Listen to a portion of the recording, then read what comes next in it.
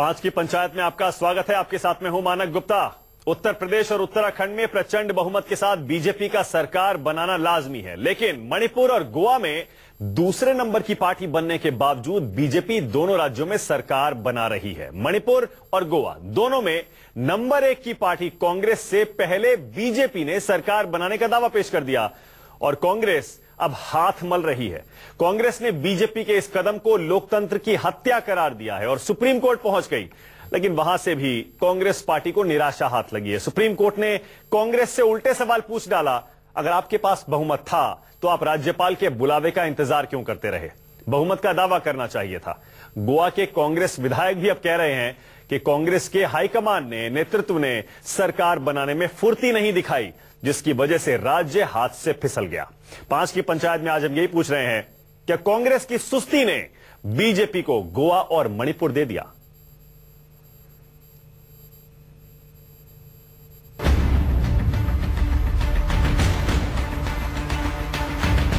हमारी आपत्ति इस बात की है कि इस्टेब्लिश्ड प्रिंसिपल्स और इस्टेब्लिश्ड कन्वेंशंस के बावजूद भी उन्होंने सिंगल लार्जेस्ट पार्टी को आमंत्रित नहीं किया और बिना हमारे सुने उन्होंने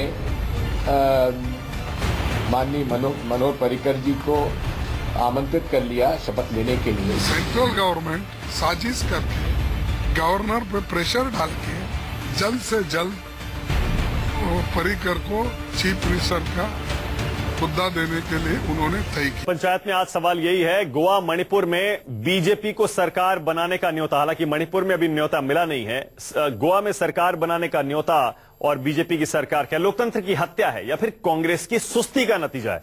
इसी पर बहस करने के लिए मेरे साथ बीजेपी से विजय सोनकर शास्त्री, कांग्रेस से राजीव त्यागी और के मनन साहब आपको दिख रहे हैं, सीनियर लॉयर और कॉन्स्टिट्यूशनल एक्सपर्ट। आप सभी का स्वागत है। राजीव जी, मुझे आपसे पूरी हमदर्दी है। हमदर्दी के सिवा और क्या कह सकता हूं, क्योंकि आप सबसे बड़ी पार्टी बने गोवा मणिपुर दोनों जगह, लेकिन गोवा में आंकड़ा बीजेपी के पास है, आपके पास आंकड़ा नहीं है राजीव जी। और लोकतंत्र में यही होता है, जिसके पास नंबर होता है उसी की सरकार बनती है। आप लोकतंत्र की हत्या और ये जो तमाम बातें कह रहे हैं, इसका कोई मतलब क्या रह जाता है? अब सुप्रीम कोर्ट ने भी आज साफ कह दिया कि आपके पास बहुमत था, आपको जाना चाहिए था।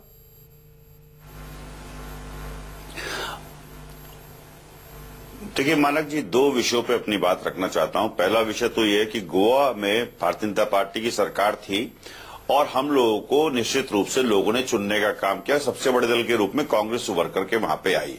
इसका मतलब गोवा की सरकार से लोग बाग नाराज थे भारतीय जनता पार्टी के। गोवा के जो चीफ मिनिस्टर थे भारतीय जनता पार्टी के, वो भी चुनाव हार गए, उनके मंत्रिमंडल के कुछ सहयोग भी चुनाव हार गए।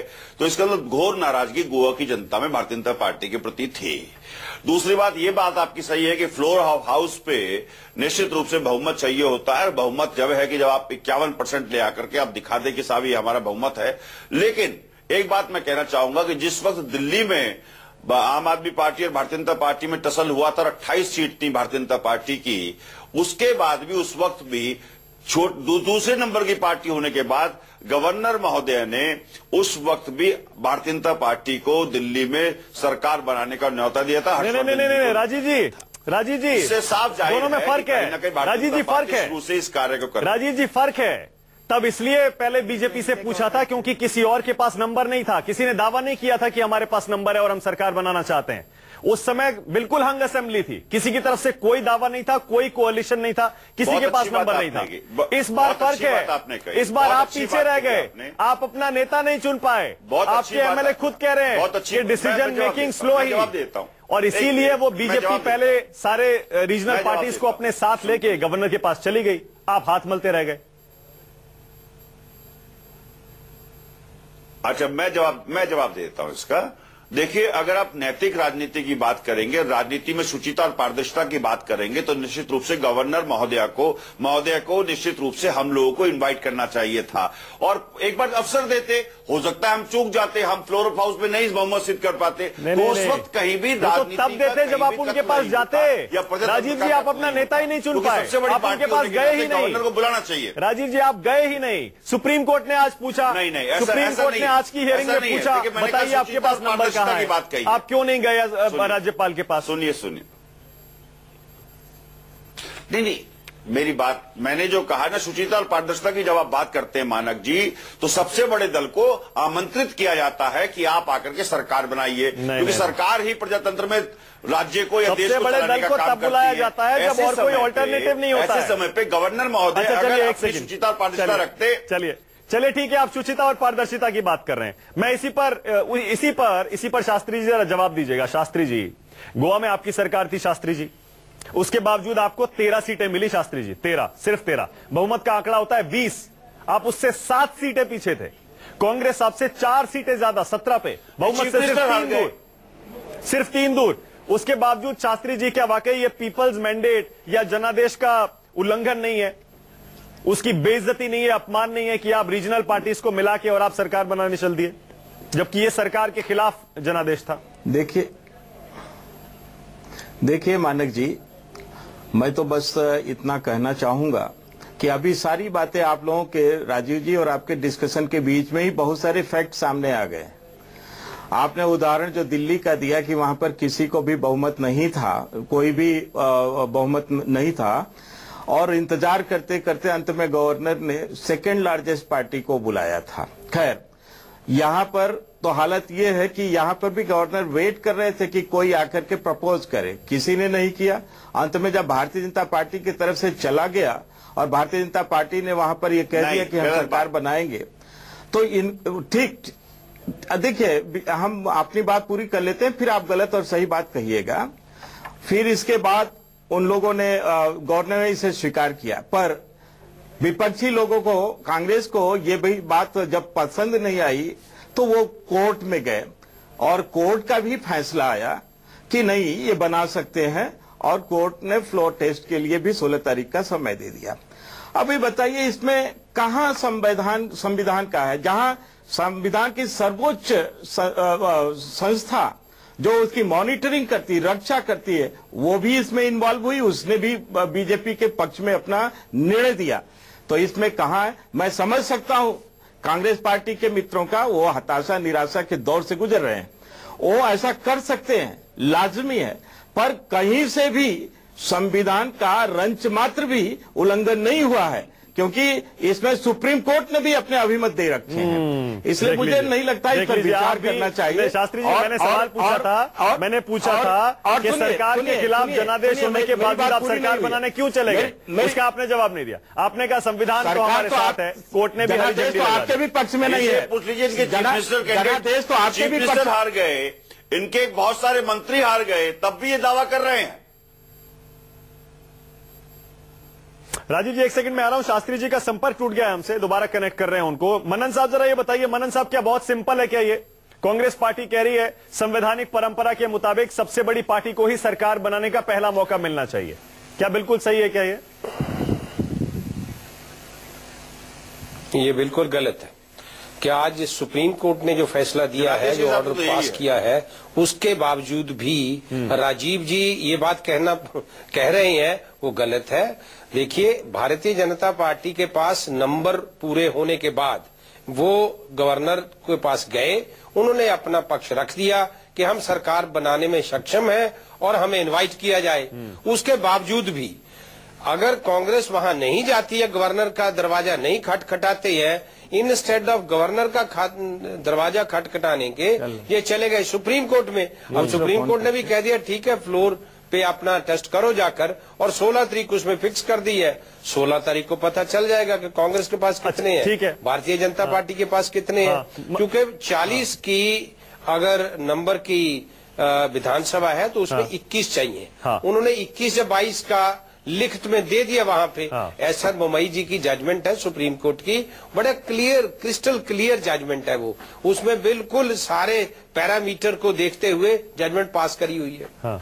मनन साहब, ये भी बताइए जरा, अगर कांग्रेस पार्टी बीजेपी के एकदम बाद या बीजेपी से पहले या बीजेपी के साथ राज्यपाल के पास चली जाती और ये बोलती, राजीव जी एक सेकंड, और ये बोलती कि हमारे पास बहुमत है या हम सबसे बड़ी पार्टी है, हमें बुलाइए, तब क्या राज्यपाल के सामने दुविधा होती? गवर्नर, उसमें ऑनरेबल गवर्नर जी को, गवर्नर साहब को ये चाहिए था कि फिर उस दोनों की लिस्ट को जांच करके फिर बुला लेते वो। हाँ ठीक है, ये तो भी गए नहीं है वहां। हाँ, ये भी ठीक है, ये भी ठीक है। भीष्म नारायण सिंह जी मेरे साथ हैं, जो कि तमिलनाडु असम में राज्यपाल रह चुके हैं, बहुत सीनियर पॉलिटिशियन है। सर स्वागत है। भीष्म नारायण सिंह जी सुन पा रहे हैं मुझे? भीष्म नारायण जी सुन पा रहे हैं मुझे? लगता है टेलीफोन कट गया, फिर उनसे संपर्क करते हैं। राजीव जी देख लीजिए अब। राजीव जी, मनन साहब भी यही कह रहे हैं, सुप्रीम कोर्ट में यही कहा गया है, संवैधानिक परंपरा अलग वो तब लागू होती है जब किसी के पास बहुमत ना हो। आप पीछे रह गए, सुस्त रह गए, आप मान लीजिए। देखिए, मैं उस पार्टी से हूं जो संविधान को बहुत सम्मान करती है, और ये मानता हूं मैं विशेष रूप से कि संविधान सबसे पवित्र किताब है हिंदुस्तान को चलाने के लिए, और सुप्रीम कोर्ट का पूरा सम्मान करता हूं। मैंने सुप्रीम कोर्ट के फैसले पे कोई टिप्पणी नहीं की, मैंने राजनीति में शुचिता और पारदर्शिता की बात की है। जब आपके चीफ मिनिस्टर हार जाएं, आपके मिनिस्टर हार जाएं गोवा में भारतीय जनता पार्टी के, तो इसका मैंडेट टोटली आपके अगेंस्ट है। पर आपके पक्ष में भी नहीं है राजीव जी, इसलिए राजीव जी आपके पक्ष में भी नहीं है, आपको भी बहुमत नहीं मिला। सबसे बड़ी पार्टी थी, आपको 17 मिली है हमारे पक्ष, लेकिन मैं मानता हूं हमारे को, लेकिन हम सबसे बड़ी पार्टी तो है ना, हम सबसे बड़ी पार्टी क्यों इस प्रकार की चर्चा कर रहे हैं जिस चर्चा में दम नहीं है? 4 अंक छोटे हैं, तो 4 अंक हमारे शॉर्ट पड़ रहे थे। हाँ, तो वो 4 अंक आप नहीं जुटा पाए ना राजीव जी, यही तो सवाल है। लेकिन शास्त्री जी देख लीजिए, सवाल फिर वही आ जाता है घूम फिर के। शास्त्री जी कांग्रेस से कौन सा संबंध जोड़ना चाहेगा? नहीं जुटा पाए तो हम नहीं जुटा पाए तो हम लोग बात विपक्ष में बैठेंगे, उसमें कौन सी बड़ी बात हो गई? बिल्कुल, विपक्ष में बैठिए, बैठना चाहिए। विपक्ष में बैठेंगे, या तो कौन सी बड़ी बात? वही देखिए, आपके एमएलए खुद कह रहे हैं कि लीडरशिप ने तेजी नहीं दिखाई, फुर्ती नहीं दिखाई। इस बीच देखिए, मनोहर पर्रिकर की ओथ सेरेमनी यानी शपथ ग्रहण समारोह की तस्वीरें हमें मिल रही हैं। मनोहर पर्रिकर गोवा के मुख्यमंत्री के तौर पर शपथ लेने जा रहे हैं, उसकी सीधी तस्वीरें हमें मिल रही हैं। शास्त्री जी, लेकिन एक बात बताइएगा ईमानदारी से, मैंने पहले भी पूछा, आपने जवाब नहीं दिया। आपने कहा हमारे पास आंकड़ा है, ठीक है आंकड़ा है, लेकिन सर 5 साल सरकार बनाने के बाद अगर आपको 13 सीटें मिले, 20 का आंकड़ा होता है बहुमत का, क्या वाकई नैतिकता के तौर पर आपको यह सही लगता है क्या, इस तरह सरकार बनाना? जनादेश सरकार के खिलाफ है। चीफ मिनिस्टर हार जाएं। देखिए चीफ मिनिस्टर तो कई जगह हारे हैं, जरा इनको चीफ मिनिस्टर हारने की कोई बहुत बड़ी वजह नहीं होती है, वो कंबेंसी होती है, और उत्तराखंड में तो इनके चीफ मिनिस्टर 2-2 जगह से हार गए हैं।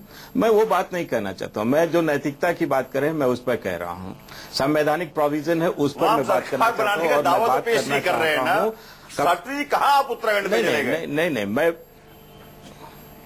नहीं, मैं उत्तराखंड की बात नहीं कर रहा हूं, मैंने इनको उदाहरण दिया चीफ मिनिस्टर रहिए, आपके मिनिस्टर भी हार गए कि चीफ मिनिस्टर तो इनके भी हार गए हैं, इनके चीफ मिनिस्टर तो 2-2 जगह से हार गए। खैर, मैं ये कह रहा था, मैं एक स्वस्थ डिस्कशन जो मानक जी आप कर रहे हैं मैं उस पर, और आपने बड़े फेयरली पूछा है, मैं आपको बताना चाहता हूं कि जब गवर्नर के सामने कोई ऑप्शन नहीं गया और गवर्नर वेट कर रहे हैं कि देखें इन लोगों में से कौन हमारे पास आता है, फिर भी कोई नहीं गया, और अगर एक पार्टी ऐसी है जिसने पूरा आंकड़ा कंप्लीट करके अगर गवर्नर के सामने जा रहा है, तो क्या उसको जाने का हक भी नहीं है? नहीं, शास्त्री जी ईमानदारी से कहिएगा, नतीजे आने के फौरन बाद ईमानदारी से कहिएगा, मैं आपको याद दिला रहा हूं, नतीजे आने के फौरन बाद अमित शाह ने प्रेस कॉन्फ्रेंस की और उन्होंने कहा कि हम 4 राज्यों में सरकार बनाने जा रहे हैं। उनको पता था गोवा मणिपुर में उनके पास बहुमत नहीं है, उसके बावजूद यानी कि चुनाव के पहले से या नतीजे आने के एकदम बाद आपने बिसात बिछानी शुरू कर दी थी।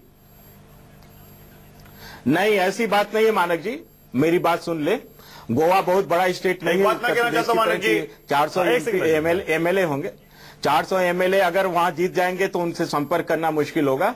वहां पर जो अन्य एमएलए जीते हुए थे वो सारे लोग संपर्क में थे, और वो लोग कोई और नहीं थे, अपने ही थे। सारा पूरा देश जानता है कि गोवा में हमारी पार्टी के साथ क्या हुआ था, एक टूटन हुई थी जिसकी वजह से कुछ लोग नाराज होकर के चले गए थे, वो पुनः वापस आ गए हैं। मनन साहब सहमत नहीं लग रहे हैं आपसे? मनन साहब और इसको अन्यथा न ले। अच्छा, मनन साहब इसका नुकसान हमें हुआ है, इसका नुकसान नहीं, इस नाराजगी और टूटन का हम पर असर हुआ है कि हमारा चीफ मिनिस्टर भी वहां हार गया। अच्छा, इस बीच देखिए, वहां कोई कारण नहीं था। इस बीच एक और खबर आ रही है, पार्टी का खाता भी खुलता। इस बीच एक और खबर आ रही है कि मणिपुर में भी बीजेपी को सरकार बनाने का न्योता मिल गया। अब देखिए, अब राजीव जी आंकड़े उनके साथ है। मनन साहब बिल्कुल सही फैसला है ये भी। मनन साहब, क्योंकि गोवा की तरह ही वहां भी बीजेपी ने रीजनल पार्टीज के साथ संपर्क करके आंकड़े मणिपुर वाला फैसला जो है जी, देखिए, मणिपुर का जो फैसला है शायद वो सैद्धांतिक और संवैधानिक वे में ठीक नहीं हो सकता, चूंकि वहां अगर एक या दो एमएलए की जरूरत है सिर्फ कांग्रेस को, चूंकि 28 कांग्रेस के हैं, हाँ। एक लेफ्टिस्ट है और एक टीएमसी वाला शायद इनको दे गया है, लेकिन 2 एमएलए की गुंजाइश है। हाँ। लेकिन वहां गवर्नर साहब को, लेकिन वहां भी एक और देखो विडंबना, सबसे पहले कांग्रेस बीजेपी ने वहां दावा ठोक दिया जाकर। हाँ। कांग्रेस वहां भी बाद में गई है। हाँ। चूंकि मैं राजीव जी मेरे घनिष्ठ मित्र हैं, मैं इनको ये बताना चाहूंगा, लेकिन अपनी टीम को तैयार करिए। अगर इस तरह ढुलमुल की जाजे एक्सपायरी डेट के जी मेडिसिन जो आपके नेता घूम रहे हैं ना इर्द गिर्द कुर्ते पहन के, ये अब अपने आप को जरा तैयार करिए मोदी जी को मुकाबला करने के लिए। Team, legal team, political team, social team, उनकी टीम का मुकाबला करने के लिए अब जरा राजीव जी तैयार होइए। यहाँ बैठ के बात नहीं बनेगी अब। मानक जी एक छोटी सी बात मैं कहना चाहता हूँ। शास्त्री जल्दी से, राजीव जी 1 सेकंड में आ रहा हूँ, शास्त्री जल्दी से। हाँ, मैं इतना, अभी मनन जी ने कहा कि वो नैतिकता की बात इन्होंने कही है, मैं उनको वो याद दिलाना चाहता हूं 99 में जब अटल जी की सरकार एक वोट से गिर गई थी, उस समय कांग्रेस की क्या भूमिका थी, कितनी निर्लज्ज भूमिका थी कांग्रेस की। उस समय इनका एक सांसद, जो सांसद भी था, सर मैं कांग्रेस की वकालत नहीं कर रहा हूँ, मैं बीजेपी की खिलाफत कर रहा हूँ। चलिए ना, ठीक है 1 सेकंड। हाँ राजीव जी क्लोजिंग कमेंट आपका है। पुरानी चीजों को न उठाया। ठीक है राजीव जी, क्लोजिंग आपकी है, क्योंकि अब देखिए गोवा के साथ साथ मणिपुर भी जा रहा है। देखिए, मैं कहना चाहता हूँ, बहुत स्पष्ट ये कहना चाहता हूँ,